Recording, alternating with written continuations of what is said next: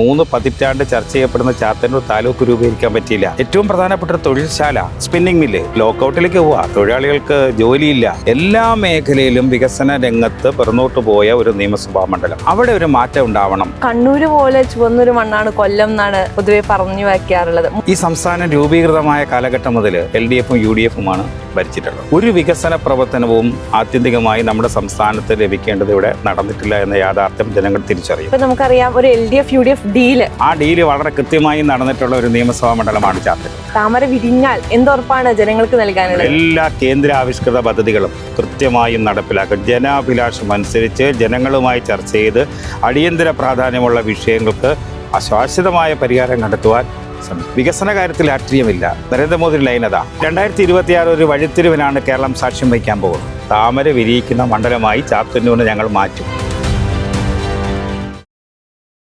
NDA ഏറെ പ്രതീക്ഷയോടെ കളിക്കളത്തിലേക്ക് ഇറങ്ങുന്ന ചാത്തന്നൂർ മണ്ഡലത്തിലാണ് നമ്മളിപ്പോൾ ഉള്ളത്. നമുക്കൊപ്പം ഉള്ളത് NDAയുടെ പ്രിയപ്പെട്ട സ്ഥാനാർത്ഥിയായ BB ഗോപകുമാർ ചേട്ടനാണ്. ഗോപകുമാർ ചേട്ടൻ നമസ്കാരം. നമസ്കാരം. ഏറെ പ്രതീക്ഷയോടെയാണ് 3ാമത്തെ അംഗത്തിന് ഇറങ്ങുന്നത്. നമുക്കറിയാം കഴിഞ്ഞ 2 വട്ടം മത്സരിച്ചപ്പോഴും കൃത്യമായി വോട്ട് ശതമാനം കൂട്ടിവരാൻ നമുക്ക് സാധിച്ചിട്ടുണ്ട്. അതൊരു വിജയത്തിലേക്ക് നമ്മൾ 2026 എത്തിക്കില്ലേ? ഉറപ്പായിട്ട് തികഞ്ഞ വിജയപ്രതീക്ഷയാണുള്ളത്. ഈ തെരഞ്ഞെടുപ്പിൽ 3ാം വട്ടം വിജയിക്കും. എങ്ങനെയാണ്, എത്രത്തോളം പ്രിയപ്പെട്ടതാണ് ഗോപകുമാർ ചേട്ടന് ചാത്തന്നൂർ?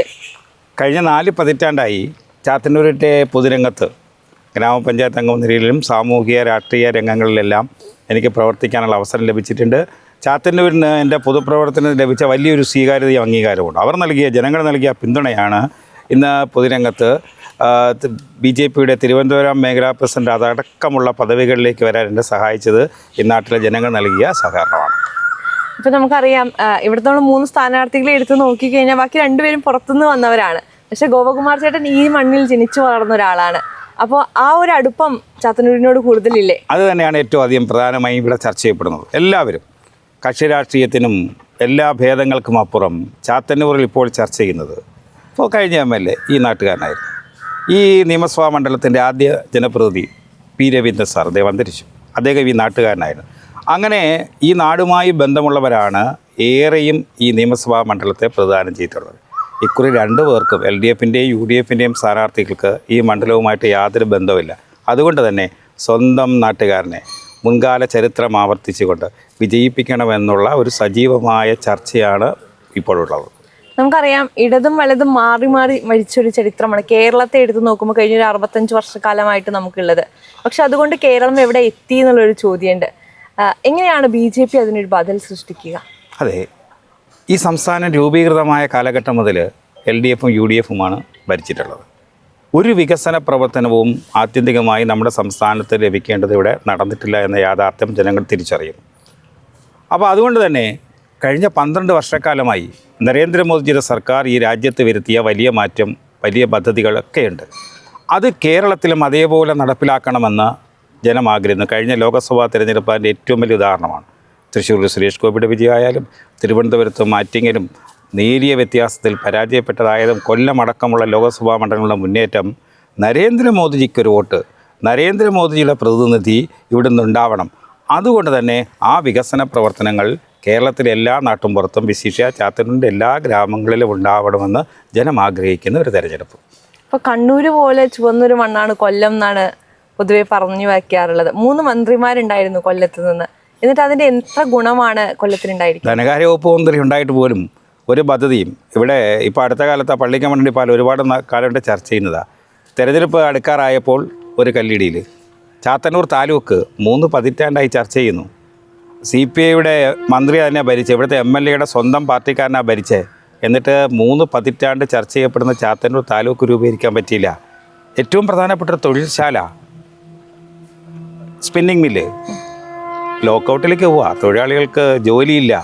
ഇതടക്കം നിരവധി വിഷയങ്ങൾ എല്ലാ മേഖലയിലും, ഞാൻ ചില പ്രധാനപ്പെട്ട കാര്യങ്ങൾ പറഞ്ഞൊന്ന് മാത്രം, എല്ലാ മേഖലയിലും വികസന രംഗത്ത് പിറന്നോട്ട് പോയ ഒരു നിയമസഭാ മണ്ഡലം. അവിടെ ഒരു മാറ്റം ഉണ്ടാവണം. ആ ചർച്ചയാണ് പൊതുവിലുണ്ടാവുന്നത്. എങ്ങനെയാണ് ജനങ്ങളിലേക്ക് ഇറങ്ങുന്ന സമയത്ത്? നമുക്കറിയാം പണ്ടൊക്കെ BJPയെ കുറിച്ച് ചിന്തിക്കാൻ പോലും ജനങ്ങൾ വോട്ട് ചെയ്തിട്ട് എന്താ കാര്യം എന്ന് ചിന്തിച്ചിരുന്ന ഒരു കാലഘട്ടമുണ്ട്. പക്ഷേ ഇന്ന് BJP വന്നാലേ ഒരു മാറ്റം വരും എന്നുള്ള വലിയ പ്രതീക്ഷ ജനങ്ങളിലേക്ക് എത്തിത്തുടങ്ങി. അപ്പോൾ അവരിൽ നിന്ന് കിട്ടുന്ന ഒരു റെസ്പോൺസ്, ആ ഒരു പോസിറ്റീവ് എനർജി എത്രത്തോളമാണ്? ഞാൻ ഈ പൂതക്കുളം ക്ഷേത്ര ദർശനവും കഴിഞ്ഞ് രാവിലെ ക്ഷേത്ര ദർശനവും കഴിഞ്ഞ് ഇവിടുത്തെ എല്ലാവരുമായിട്ട് ഇടപെടുക. നിങ്ങൾ കണ്ടിട്ടുണ്ടാവും അവർ നൽകുന്ന ഒരു സഹകരണം. അവർ ഉറപ്പിച്ച് പറയുക.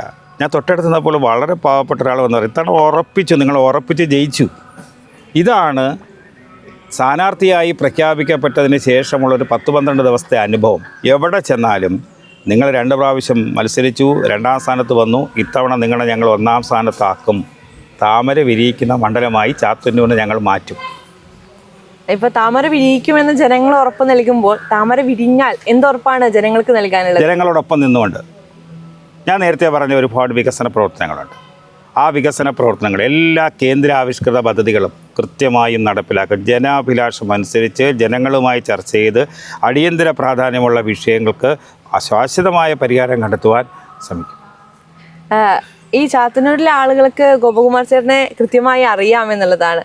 അപ്പോൾ അവരെ മനസ്സിലാക്കാൻ വേണ്ടിയിട്ട്, അവരോട് ഇടപഴകാൻ വേണ്ടിയിട്ട് നമ്മൾ എന്തെങ്കിലും പ്രത്യേക പരിപാടികളൊക്കെ സംഘടിപ്പിക്കുന്നുണ്ടോ? ഒന്നെന്താ, നിൽക്കുന്ന പാർട്ടി പ്രവർത്തനം കണ്ടില്ലേ, ജനപ്രതിനിധികളടക്കമുള്ളവരുണ്ട്. ബ്ലോക്ക് പഞ്ചായത്ത് മെമ്പറുണ്ട്, പഞ്ചായത്ത് മെമ്പറുണ്ട്.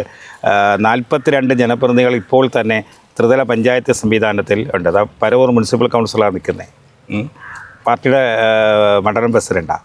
അപ്പോൾ ഈ ജനപ്രതിനിധികൾ എല്ലാ പാർട്ടിയിലും പെട്ട ജനപ്രതിനിധികൾ, എല്ലാ പാർട്ടിയിലും പെട്ട ഞാൻ വിജയിച്ച് കഴിയുമ്പോൾ കക്ഷി രാഷ്ട്രീയമൊന്നുമില്ലല്ലോ. വികസന കാര്യത്തിൽ രാഷ്ട്രീയമില്ല. നരേന്ദ്രമോദി ലൈൻ അതാ. ആ ലൈൻ തന്നെ പിന്തുടർന്നുകൊണ്ട് എല്ലാ വിഭാഗം ജനങ്ങളുമായിട്ട് ചർച്ച ചെയ്യുന്നുകൊണ്ട് ഈ നാടിൻ്റെ അടിയന്തരമായി നടത്തേണ്ട വികസന പ്രവർത്തനങ്ങളെ സംബന്ധിച്ച് ഒരു രൂപരേഖ തയ്യാറാക്കിക്കൊണ്ട് ആ രൂപരേഖയുടെ അടിസ്ഥാനത്തിൽ നമ്മൾ മുന്നോട്ട് പോകും. ഇപ്പോൾ നമുക്ക് കേരളത്തിനെ മൊത്തത്തിൽ എടുക്കുകയാണെങ്കിൽ എത്രത്തോളമാണ് BJPയുടെ ഈ 2026 തിരഞ്ഞെടുപ്പിൽ പ്രതീക്ഷ? 2026 ഒരു വഴിത്തിരിവിനാണ് കേരളം സാക്ഷ്യം വഹിക്കാൻ പോകുന്നത്. നരേന്ദ്രമോദിയുടെ പ്രതിനിധി കേരളം ഭരിക്കണം. പാർട്ടി പറയുന്നത് പോലെ ഒരു ഡബിൾ എഞ്ചിൻ സർക്കാർ, അതിനുള്ള സാധ്യതയിലേക്കാണ് കേരളം പോകുന്നത്. ഇപ്പോൾ നമുക്കറിയാം കേരളത്തിൽ ഒരു വികസന മുരടിപ്പുണ്ട്, അല്ലെങ്കിൽ എല്ലാത്തിലും നമ്പർ 1 ആണെന്ന് പരസ്യ ബോർഡുകൾ ഉയരുന്നുണ്ടെങ്കിലും ഈ വികസനങ്ങളൊക്കെ നടക്കുന്നുണ്ടോ എന്നുള്ളൊരു ചോദ്യമുണ്ട്. എങ്ങനെയാണ് അതിനെ നോക്കിക്കാണുന്നത്? ആരോഗ്യരംഗം ഒന്ന് പരിശോധിക്കാം. കൊല്ലം ജില്ലയിലെ ഏക medical college Parippally medical college. ESA board എല്ലാ അടിസ്ഥാന സൗകര്യങ്ങളോടും കൂടി സംസ്ഥാന ഗവൺമെൻറ് കൈമാറിയത്, ഉപകരണങ്ങളടക്കം. അവിടെ ഇന്ന് ഒരു റഫറൻസ് മെഡിക്കൽ കോളേജ് ആശുപത്രിയായി മാറുന്നു. ഞാനിപ്പോൾ ഇവിടെ നിൽക്കുമ്പോഴും ഒരാൾ വന്ന് പറഞ്ഞു, ഒരു സീരിയസ് ഒരു ആക്സിഡൻറ്റ് എന്നുള്ള നടന്നത്, അവിടെ ചെന്നൊരു പ്രാഥമിക ചികിത്സ പോലും കിട്ടില്ല, തിരുവനന്തപുരം മെഡിക്കൽ കോളേജിലേക്ക് കൊണ്ടുപോയെന്ന് ഇപ്പം ഞാൻ ഇവിടെ വന്നപ്പോൾ ഒരാൾ പറയുണ്ടായി. അപ്പോൾ ഈ മെഡിക്കൽ കോളേജിന് വേണ്ടുന്ന ഒരു അടിസ്ഥാന സൗകര്യവും ഉണ്ടായിട്ടില്ല. തിരുവനന്തപുരത്തെ മെഡിക്കൽ സൂപ്രണ്ട് പറഞ്ഞ വാചകം നമ്മുടെ മുന്നിലുണ്ട്, സിസ്റ്റം തന്നെ തകരാറിലാണ്. വീണ ജോർജിൻ്റെ സ്വന്തം മണ്ഡലത്തിൽ നടന്ന കാര്യവും നമ്മൾ കണ്ടു, മെഡിക്കൽ കോളേജിൻ്റെ അവസ്ഥ. ഇവിടെയാണെങ്കിൽ എന്താണ്, ഇവിടെ കൊല്ലം ജില്ലയിൽ തന്നെ ഇടതുപക്ഷത്തിൻ്റെ നേതാക്കന്മാർക്ക് ഹോസ്പിറ്റലുണ്ട്. ഞാൻ മനസ്സിലാക്കിയെടുത്തോളം ഇവിടുത്തെ ചില ഡോക്ടർമാർ വരെ അങ്ങോട്ട് പോയി പ്രൈവറ്റ് ട്രീറ്റ്മെൻറ്റ് നടത്തുന്നതാണ് പറയുന്നത്. അപ്പോൾ ആ ഹോസ്പിറ്റലുകൾക്ക് രോഗികളെ കിട്ടാനുള്ള ഒരു ഇടത്താവളമായിട്ട് ഏത് മാറി, നമ്മുടെ ഇവിടുത്തെ സർക്കാർ ആശുപത്രികളും ഈ മെഡിക്കൽ കോളേജും മാറി. അങ്ങനെ ഒരുപാട് കാര്യങ്ങൾ. ആ കാര്യങ്ങൾ ഇപ്പോൾ ടൂറിസം വികസനത്തിന് അനന്തമായ സാധ്യതയുള്ളൊരു പ്രദേശമാണ്.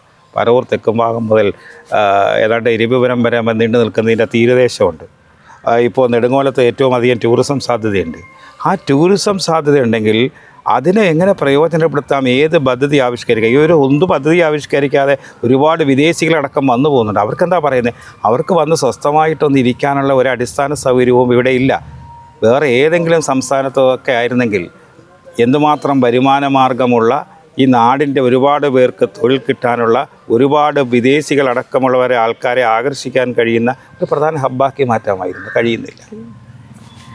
ചാത്തന്നൂർ MLA ആയി എത്തിക്കഴിഞ്ഞാൽ എന്തൊക്കെ മാറ്റങ്ങൾ ആദ്യം കൊണ്ടുവരാൻ പോകുന്നത്? ഏറ്റവും ആദ്യം ഞാൻ പറഞ്ഞു ചർച്ച ചെയ്യപ്പെടുന്ന വിഷയം ചാത്തന്നൂർ താലൂക്ക് രൂപീകരണമുണ്ട്. ഏറ്റവും പ്രധാനപ്പെട്ട തൊഴിൽ സംരംഭശാല സ്പിന്നിംഗ് മില്ലുണ്ട്. ഈ ടൂറിസം മേഖലയുണ്ട്. ചാത്തന്നൂരിൽ കാർഷിക മേഖലയ്ക്ക് വലിയ സാധ്യതകളുള്ളതാണ്. ആ സാധ്യതയുണ്ട്. അതുപോലെ തന്നെ ഏറെക്കാലം കൊണ്ട് ചർച്ച ചെയ്യപ്പെടുന്നതാണ് പരവൂർ മയ്യനാട് പാലം. ഇതടക്കം ഒരുപാട് ഇപ്പോൾ അത് ചിലവെത്തുമ്പോൾ അവിടെയും ടൂറിസം മേഖലയ്ക്ക് സാധ്യതയുണ്ട്. ഇത്തരം അടിസ്ഥാന വികസന കാര്യങ്ങളും ഒപ്പം ഇവിടുത്തെ തൊഴിൽ സംരംഭങ്ങളും ഒക്കെ, അതുപോലെ തന്നെ വിദ്യാഭ്യാസ മേഖല, കേന്ദ്ര ഗവൺമെൻറ്റിൻ്റെ സഹായത്തോടുകൂടി ഉന്നത വിദ്യാഭ്യാസ സ്ഥാപനങ്ങളടക്കം, കാര്യം തൊഴിൽരഹിതരായ ഒരുപാട് ചെറുപ്പക്കാർ, പഠനത്തിന് വേണ്ടി അലയുന്ന ഒരുപാട് പാവപ്പെട്ടവർ സാധാരണക്കാരുണ്ട്. ആ തരത്തിൽ കേന്ദ്ര പദ്ധതികളിലൂടെ അല്ലെങ്കിൽ കേന്ദ്ര വിദ്യാഭ്യാസ വകുപ്പിൻ്റെ ഒക്കെ സഹകരണത്തോടുകൂടി അത്തരം വിദ്യാഭ്യാസ സ്ഥാപനങ്ങളടക്കം നമ്മുടെ നിയമസഭാ മണ്ഡലത്തിൽ കൊണ്ടുവരാനുള്ള പരിശ്രമം നടത്തും. ഇപ്പം നമുക്കറിയാം ഒരു LDF UDF ഡീല് പല സ്ഥലങ്ങളിലും നടക്കുന്നുണ്ട്. അപ്പോൾ അത് നേരിടാൻ എത്രത്തോളം സജ്ജമല്ല? ആ ഡീല് നടക്കുന്ന ഒരു 2016 21 ഞങ്ങളുടെ ഒരു അനുഭവം, ആ ഡീല് വളരെ കൃത്യമായി നടന്നിട്ടുള്ള ഒരു നിയമസഭാ മണ്ഡലമാണ് ചാത്തന്നൂർ. അല്ലെങ്കിൽ 21 ഉറപ്പായിട്ട് വിജയിക്കാൻ കഴിയുമായിരുന്നു. ആ സ്ഥലങ്ങളിൽ UDF പരമ്പരാഗതമായി ലീഡ് ചെയ്യുന്ന ബൂത്തുകളുണ്ട്. അവർ പരമ്പരാഗതമായി ജയിക്കുന്ന പരവൂർ മുനിസിപ്പൽ കൗൺസിലറുണ്ട്, അല്ലെങ്കിൽ വാർഡ് മെമ്പർമാരുണ്ട്. ആ വാർഡുകളിൽ BJP മത്സരിക്കുമ്പോൾ വോട്ട് LDFിലേക്കാണ്.